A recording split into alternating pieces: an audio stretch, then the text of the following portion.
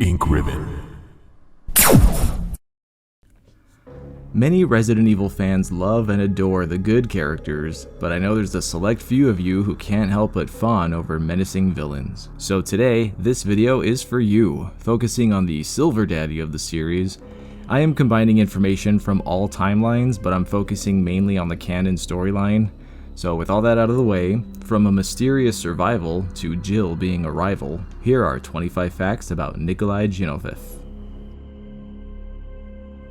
Nikolai was born in Moscow. As part of Soviet laws, he served in the Soviet Army in 1981 when he was 18, and due to his prowess, ended up in a Special Forces brigade. When the Soviet Union collapsed, he retired from the military and was recruited by Umbrella and climbed the ranks, eventually becoming a sergeant. During the events of Raccoon City, Nikolai is the squad leader of the Delta Division of Umbrella Biohazard Countermeasure Service, or UBCS for short. The Delta unit consists of 3 members including Nikolai, Carlos Oliveira, and Captain Mikhail Victor. In the English localization, his last name is Ginovaef, but it's actually supposed to be Zinovaev. It was mainly due to a translation error, but his name is also spelled as Ginovaef in the movie universe as well as Operation Raccoon City. These are the initial concept art sketches for Nikolai's character design, depicting him with very prominent facial features. The members of UBCS wear their uniforms with unique flair.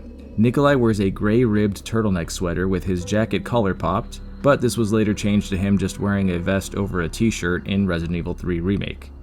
In the Brady Games strategy guide for Code Veronica, there's a letter to Umbrella from Nikolai where he talks about Stars, the Spencer Mansion, and even Wesker, but this was non-canon in the long run.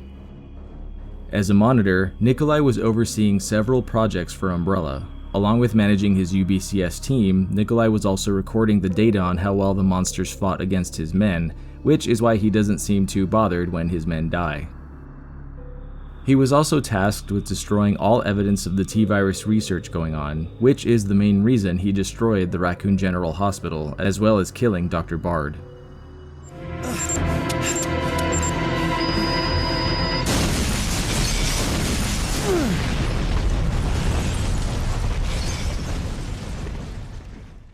His third task was to observe the Nemesis and record its data.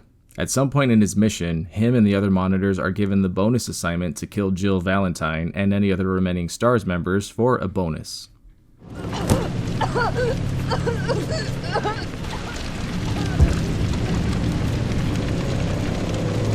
Interesting.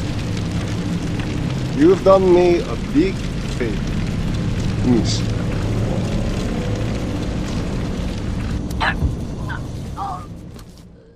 His final task was to head to Raccoon City and either kill Dr. Mueller or take him into custody, as well as getting a blood sample from the Thanatos Tyrant. In his usual fashion, he sacrifices his team to do so and also blows up the entire faculty building.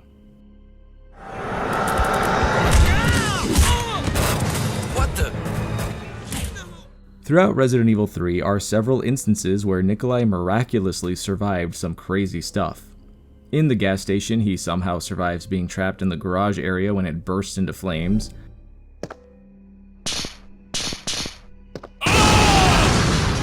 Nikolai!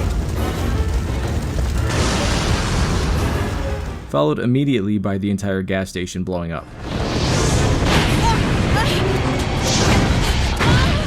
Then there's the cutscene in the hospital where he is violently ejected from a window on the 3rd floor. No. Wait!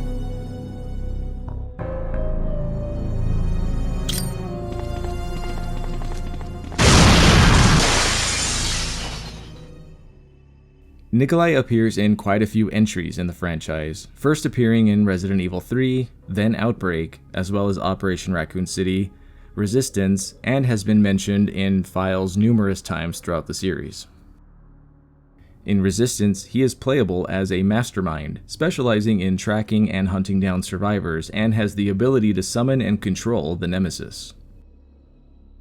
There is one motivating factor for Nikolai, and that is money. It's done. Give me the vaccine, you greedy son of a bitch. No. You print money. I like money. We shall make ours an ongoing arrangement. Now drop the gun!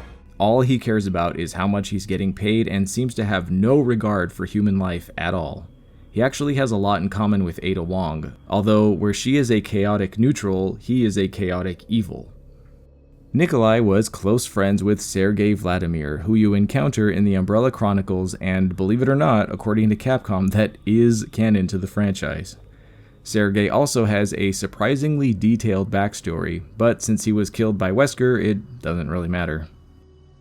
In the Mercenaries Extra game, Nikolai has an infamously difficult run, as he is only armed with a handgun and a knife, being the only character to wield one.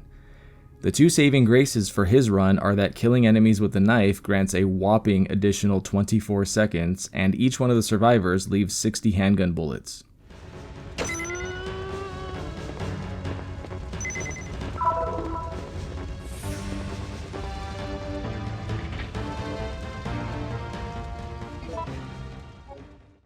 Also, unrelated to Nikolai, I just found this out. Did you guys know there's invisible checkpoints in the Mercenaries minigames that grant you bonus time when you examine them? Because I had no idea.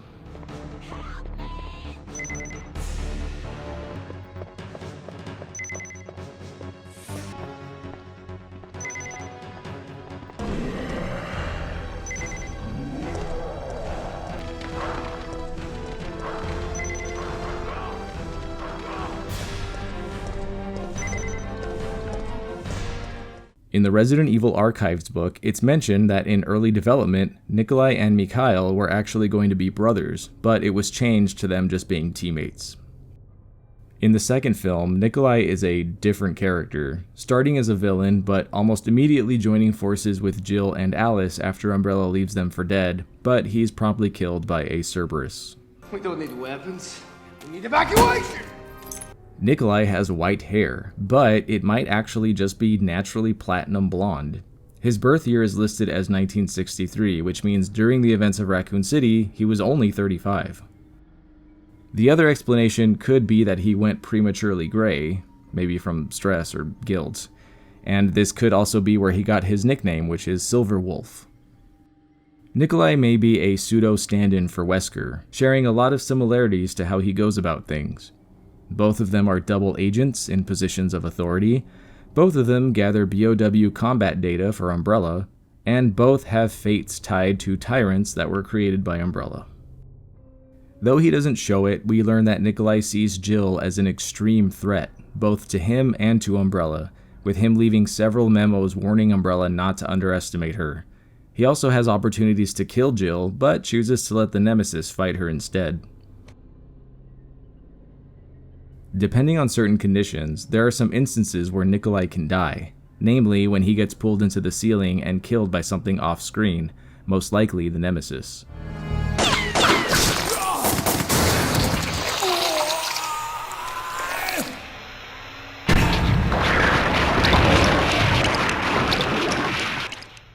Even though there are several ways that Nikolai can die, the only decision that is actually canon is jumping off the bridge, which means Nikolai steals the helicopter, leaving Jill with the options of attempting to negotiate with him, blowing him up, or just letting him leave.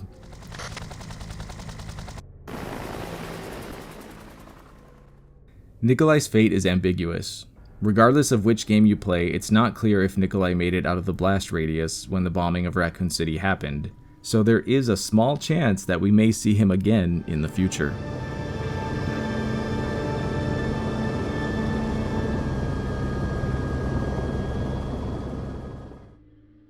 So what do you think? Is Nikolai still alive, or did he not make it out of Raccoon City in time? I think he could definitely serve as a villain in a future game, especially if Jill returned as well, but we'll have to leave that up to Capcom, I guess. Be sure to check out my other channel for a lot of other facts videos on pretty much anything Resident Evil related, and if there's any other characters you'd like to see a facts video on, let me know in the comments and it might be a future video. Remember to drink water, and until next time, I'm Kai Morgan, and as always, thanks for watching Ink Ribbon. All my friends are zombies now, and yes, that much is true. You gotta run, you gotta fight, I know it's such a pity.